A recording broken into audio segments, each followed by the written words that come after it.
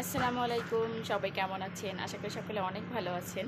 ছাদে আসছি, রোদ মনে হয় যে চোখের মধ্যে রোদ পড়তেছে, চোখ খুলতে পারছি না ঠিকভাবে। একটা জিনিস দেখাইতে আসলাম, সেটা হচ্ছে এই যে এটা হচ্ছে গোস্তর শুটকি। এটা আমার কাছে ভীষণ ভীষণ পছন্দ একটা খাবার। এটা আমি শিখেছি আমার বড় ফুপির কাছ থেকে। বড় ফুপি দেখা যায় যে কোরবানি ঈদ হলে অনেকটা মাংস এরকম করে শুটকি করে রাখতো। এটা পুরো বছর জুড়ে খেত, পুরো বছরের পর বছর। মানে কেউ হঠাৎ করে গেলে দেখা যায় যে নতুন মেহমান আসলে বা কেউ বৃষ্টির দিনে কয়েক টুকরা বের করে ওটা রান্না করতো। এত বেশি মজা হতো যা বলার মতো না। তো বড় ফুপু আজকে নাই, তার কাছ থেকে এটা শেখা।